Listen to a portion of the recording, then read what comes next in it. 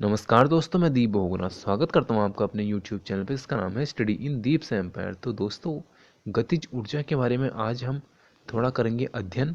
और इससे पिछले पार्ट में कार्य तथा ऊर्जा का जो पहला पार्ट था वहाँ पे आपने थोड़ा बहुत चीज़ें मेरे साथ सीखी थी और गतिज ऊर्जा के बारे में भी मैंने आपको थोड़ा बहुत बताया था। तो आज मैं आपको सीधे ले चलता हूँ उससे आगे। ठीक है, किसी वस्तु की गतिज ऊर्जा हमने देखी थी तो उसको हमने क्या किया था, एक समीकरण के रूप में व्यक्त किया था। तो उसको व्यक्त करने के लिए हम सबसे पहले क्या करते हैं, m द्रव्यमान की एक वस्तु मानते हैं। यानी हमने क्या किया, द्रव्यमान को m से डिनोट किया। ठीक है, इसके बाद एक वस्तु एक समान वेग। अब वेग को हमको पता है किससे डिनोट करते हैं, हम u से करते हैं। u से गतिशील है। ठीक है, तो यानी मास m की कोई वस्तु है वो u वेग से गतिशील है। अब हमने इसके बाद क्या करना है कि मान लेना है जब इस पर एक नियत बल यानी एक क्या लगेगा, फोर्स लगेगा। ठीक है, विस्थापन की दिशा में लगता है। ये कहाँ लगेगा, विस्थापन की दिशा में लगेगा। अभी मैं इसको आपको डायग्राम के माध्यम से भी दिखाऊंगा। ठीक है, तो वस्तु S जो होगी दूरी तक, अगर हम उस पर क्या करेंगे, फोर्स लगाएंगे तो क्या होगा, वो मूव होगी, एक स्थान से दूसरे स्थान पर जाएगी। तो वो क्या होगा, वस्तु क्या होगा, एस दूरी तक विस्थापित हो जाती है। यानी जहाँ पे वो पहले थी वहाँ से क्या हो जाएगी, मूव हो जाएगी दूसरी दूरी तक, और इसको हमने नाम दिया है एस। ठीक है, तो यहाँ पे हमने किया, समीकरण 1 लगाई है हमने। इससे W इक्वल टू जो हमको मिला था F इंटू एस वहाँ से। ठीक है, तो वहाँ पे हमने क्या किया है, कार्य यानी वर्क W और फोर्स इंटू एस के बराबर है। तो यहाँ पे हमने क्या किया है, वस्तु पर किए गए कार्य के कारण इसके वेग में जो परिवर्तन हुआ है उसी को हमने एक फॉर्मूले के रूप में डिनोट किया है। मान लीजिए इसका जो वेग है वो u है। u से क्या हो जाता है, v हो जाता है। यानी पहले इसका वेग u था और अब जो हमने फोर्स लगाया है उसके बाद इसका वेग क्या हो गया है, परिवर्तित होके v हो गया है। ठीक है, तो क्या होगा कि जो उत्पन्न होगा त्वरण उसको हम क्या मान लेंगे, a मान लेंगे। तो इससे हमको जो फॉर्मूला मिलेगा वो फॉर्मूले को हम देखते हैं। तो यहाँ पे हमने इतनी चीज़ देख ली थी, और साथ में हमने यहाँ पे पिछले वाले चैप्टर में देखा था क्या, v square minus u square equal to क्या होता है, 2as होता है। ठीक है, और बेसिकली हम इसी फॉर्मूले को दोबारा बनाने की कोशिश कर रहे हैं यहाँ पे।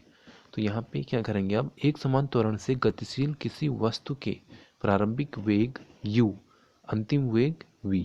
प्रारंभिक वेग मैंने बताया आपको u है और अंतिम वेग क्या है, v। तो तथा क्या होगा, विस्थापन क्या है हमारा, s है, के बीच में जो संबंध हमको दिखाना है। तो ये संबंध दिखाने के लिए हम फॉर्मूला बनाएंगे। तो ये जो हमारा फॉर्मूला होगा वो बनेगा v square minus u square equal to 2as। ठीक है, क्या बनेगा, v square minus u square equal to 2as।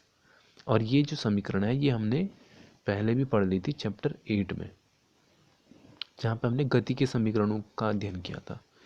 इसके बाद हमने यहाँ पे क्या किया है, अभी जो 2a है इसको हमने पक्षांतर करके इसके अपॉन में लेके आए हैं, किसके, v square minus u square के। तो जो हमारा अब जो फॉर्मूला बन जाएगा वो क्या बन जाएगा, s equal to v square minus u square upon 2a। ठीक है, तो ये हमारा फाइनल फार्मूला बन जाएगा। और जो हमारा बल होता है, फोर्स होता है, F इक्वल टू क्या होता है, ma होता है ना। तो F इक्वल टू ma होता है, ये हमने देखा था चैप्टर 9 में। इस प्रकार समीकरण जो हमको ये मिली है, s equal to v square minus u square upon 2a, इससे क्या करते हैं, अब हम इसकी वैल्यू में जो है, इसकी वैल्यू हम समीकरण 1 में रख देते हैं। ठीक है, तो इसमें अगर हम समीकरण 1 में रखेंगे तो समीकरण 1 में हमको f की वैल्यू रखनी पड़ेगी। तो यहाँ पे f इक्वल टू क्या रख देंगे, हम ma रख देंगे। ठीक है, तो यहाँ पे आप देखो w इक्वल टू ma हो जाएगा, और यहाँ पे जो ये वैल्यू है v square minus u square upon 2a, तो इसकी भी हम जो वैल्यू है वो क्या कर देंगे, प्रतिस्थापित कर देंगे। तो जो हमको यहाँ पे फाइनल रिजल्ट मिलेगा वो मिलेगा w equal to 1/2 m v square minus u square. ठीक है, तो ये हमको फाइनल फार्मूला मिलेगा। और अगर हम यहाँ पे u की वैल्यू 0 रख दें, ठीक है, u यानी जो प्रारंभिक वेग है वो बेसिकली जो प्रारंभिक हमारा वेग होता है वो 0 ही होता है।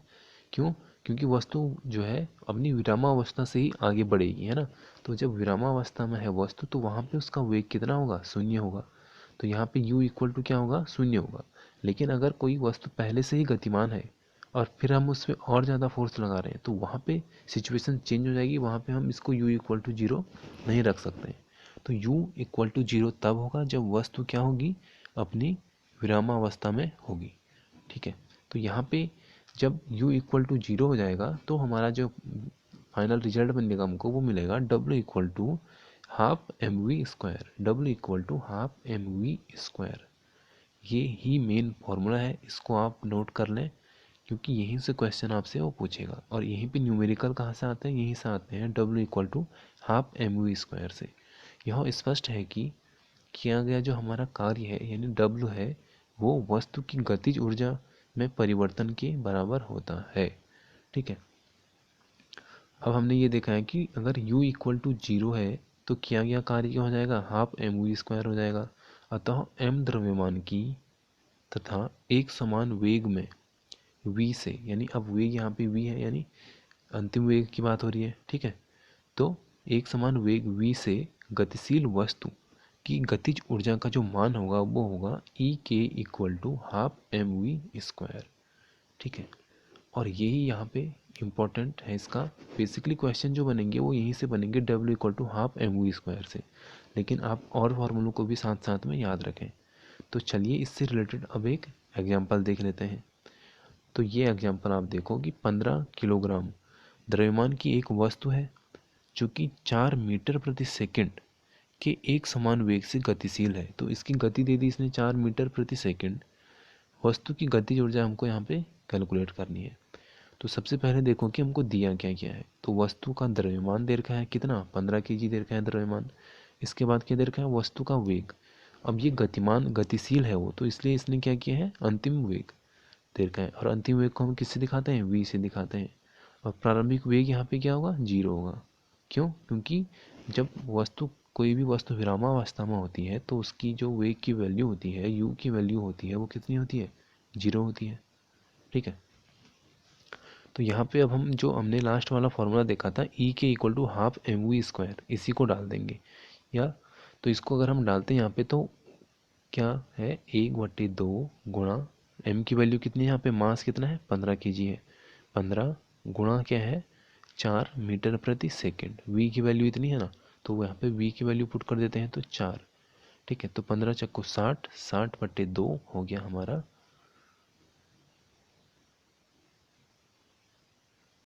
और उससे पहले ये क्या है, यहाँ पे वी स्क्वायर है, तो यानी यहाँ पे हम क्या करेंगे, 4 गुणा 4 करेंगे। तो 4 चक्को हो गया 16, 15 गुणा 16 हम करेंगे तो ये आएगा हमारा 240 अपॉन 2 है, तो 240/2 कर देंगे तो कितना आ जाएगा हमारे पास 120। तो 120 यहाँ पे क्या मिलेगी हमको, किलोग्राम मीटर स्क्वायर प्रति सेकंड स्क्वायर होगा ना। अभी ये सब अगर हम मल्टीप्लाई करें तो क्या होगा, केजी और एम से एम गुणा होगा तो क्या हो जाएगा, एम स्क्वायर हो जाएगा। और ये क्या है, प्रति सेकंड है और ये भी प्रति सेकंड है, तो ये क्या हो जाएगा, प्रति सेकंड स्क्वायर हो जाएगा। तो ये जो हमारा पूरा कैलकुलेट करके मात्रक निकलता है ये किसके बराबर होता है, जूल के बराबर होता है। तो ये हमको जो फाइनल रिजल्ट मिलेगा वो मिलेगा 120 जूल। तो जो वस्तु की गतिज ऊर्जा होगी वो कितनी होगी, 120 जूल होगी। चलिए अब थोड़ा एक और एग्जांपल कर लेते हैं इसके बाद, क्योंकि 2 एग्जांपल से हमको थोड़ा चीज़ें अच्छी तरीके से समझ में आ जाएंगी। तो यहाँ पे अगला जो एग्जांपल है वो है, यदि किसी कार का द्रव्यमान, अब कार का द्रव्यमान है तो ऑब्वियस सी बात है यहाँ पे ज़्यादा होगा। तो यहाँ पे इसका वेट दे रखा है हमको 1500 केजी। उसके वेग, अब इसका वेग दे रखा है हमको 30 किलोमीटर प्रति घंटा। ठीक है, 30 किलोमीटर से कितना हो जाता है, 60 किलोमीटर प्रति घंटा तक बढ़ाने में कितना कार्य करना पड़ेगा। तो यहाँ पे इसने प्रारंभिक वेग दे रखा है हमको 30 किलोमीटर और अंतिम वेग दे रखा है हमको 60 किलोमीटर। ठीक है, तो यहाँ पे u की वैल्यू हम जीरो नहीं रख सकते हैं। क्यों, क्योंकि यहाँ पे प्रारंभिक हमको वेग दे रखा है 30 किलोमीटर प्रति घंटा और v की वैल्यू अलग से दे रखी है 30 किलोमीटर प्रति घंटा। ठीक है, तो यहाँ पे हम अलग अलग चीज़ों की अलग अलग वैल्यू रख देंगे। तो यहाँ पे आप इसका सॉल्यूशन देखो कि पहले चीज़ें लिख लिया करो कि हमको क्या क्या चीज़ें दे रखी हैं। तो सबसे पहले हमको कार का द्रव्यमान यानी m की वैल्यू दे रखी है कितनी, 1500 केजी। इसके बाद हमको क्या दे रखा है, कार का प्रारंभिक वेग क्या है, ये u इक्वल टू 30 किलोमीटर प्रति घंटा। ठीक है, ये हमको u की वैल्यू दे रखी है। इसके बाद हमको क्या दे रखा है, v की भी वैल्यू दे रखी है। और v की वैल्यू कितनी देर की है, 60 किलोमीटर प्रति घंटा देर की है। तो इस प्रकार पहले हम क्या करेंगे, यहाँ से निकाल लेंगे हम प्रारंभिक वेग कितना है। तो यहाँ पे इस फॉर्मूले से आप देखो, हमने इसको किस में कन्वर्ट कर दिया है, मीटर प्रति सेकंड में कन्वर्ट करना है पहले, ठीक है, क्योंकि हमको जो आंसर मिलेंगे हमारे वो मीटर प्रति सेकंड में मिलेंगे। तो यहाँ पे हम इसको अगर मीटर प्रति सेकंड में कन्वर्ट करेंगे तो 30 तो हमको दे रखी है, प्रारंभिक हमारा वेग दे रखा है, और क्या है, किलोमीटर है। किलोमीटर को हम अगर मीटर में चेंज करेंगे तो हम क्या करेंगे, उसको 1000 से गुणा करेंगे, ठीक है। तो यहाँ पे बेसिकली कुछ नहीं कर रखा, 1000 से गुणा कर रखा है। और इसके बाद क्या था, घंटा था यानी एच था। तो इसको हम क्या करेंगे, 60 गुणा 60 सेकंड में बदलने के लिए क्या करेंगे, पहले मिनट में बदलेंगे तो 60 से गुणा करेंगे, और मिनट को अगर हमको सेकंड में बदलना हो तो हम उसको फिर से 60 से मल्टीप्लाई कर देंगे। तो इतना अगर हम पूरा मल्टीप्लाई करें तो इसका जो हमको फाइनल रिजल्ट मिलेगा वो मिलेगा 8.33 मीटर सेकंड, मीटर प्रति सेकंड। तो ये हमको मिल गया u की वैल्यू। इसी प्रकार हम निकाल देंगे v की वैल्यू, और v हमको दे रखा है 60 किलोमीटर प्रति घंटा। तो सेम चीज़ हम यहाँ पे भी अप्लाई करेंगे, यानी 60 इंटू 1000 अपॉन 60 इंटू 60।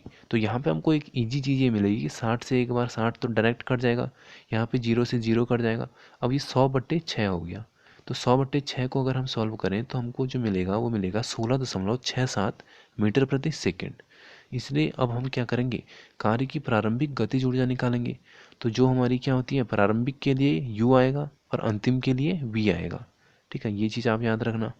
तो प्रारंभिक गतिज ऊर्जा निकालना है तो हम क्या करेंगे, ई के आई लगाएंगे, तो यहाँ पे क्या होगा, 1/2 mu² हो जाएगा। और अगर हमको अंतिम गतिज ऊर्जा निकालनी होती है तो हम क्या करते, mv² करते, है ना। क्यों, क्योंकि u हमारा क्या है, प्रारंभिक होता है, और v क्या होता है, अंतिम होता है। तो यहाँ पे हमने वैल्यू डाल दी, m की वैल्यू डाल दी है और u की वैल्यू डाल दी है। तो यहाँ पे जो हमको फाइनल मिलेगा, इनको सॉल्व करके यहाँ पे 1500/2 गुणा 8.33 हो जाएगा। तो ये हमको सॉल्व करके मिलेगा 52,041.68 यानी 68 जूल। इतना हमको ये सॉल्व करके मिलेगा। इसी प्रकार हम अंतिम गतिज ऊर्जा भी निकालेंगे। तो जहाँ पे हमने u की वैल्यू रखी थी, अब क्या करेंगे, हम v की वैल्यू रख देंगे, तो v² हो जाएगा। तो v² अगर यहाँ पे हम देखें इसको सॉल्व करके तो हमको ये वाली वैल्यू मिलेगी 208,416.68 जूल, ठीक है। तो इतना हमको मिल गया है। अब क्या करेंगे, अब हमने क्या करना है, किया गया कार्य निकालना है। तो कार्य कैसे निकलेगा, EKF माइनस EKI। तो ये अगर हम माइनस कर दें इसमें से V में से U, यानी EKF में से EKI माइनस कर दें तो हमको क्या मिलेगा, 1,5,6,3,7,5 जूल। इतना हमको इसकी वैल्यू मिलेगी फाइनल। तो है ये बहुत कैलकुलेटिव क्वेश्चन। अगर ये आता है तो बेसिकली ये 5 से 6 नंबर में आएगा ये वाला क्वेश्चन, ठीक है। तो आप इस पे ध्यान दें थोड़ा। तो यहाँ पे जो देखो, आप खुद भी देखो इसकी वैल्यू कितनी आ रही है, 1,56,375। अब इतनी बड़ी वैल्यू आ रही है तो टाइम भी वो देंगे इसको सॉल्व करने के लिए, ठीक है। तो यहाँ पे करते हैं आज की वीडियो समाप्त। आई होप आपको आज की वीडियो समझ में आई होगी। अगली वीडियो में हम देखेंगे स्थितिज ऊर्जा के बारे में, और सिमिलरली हम इसके एग्जाम्पल को भी सॉल्व करेंगे। एग्जाम्पल सॉल्व करने से आपको थोड़ा बहुत हेल्प मिलेगी कि चीज़ें कहाँ से हो रही हैं और किस प्रकार क्वेश्चंस पेपर में आ रहे हैं, ठीक है। तो यहाँ पे करते हैं आज की वीडियो समाप्त। जय हिंद, जय भारत।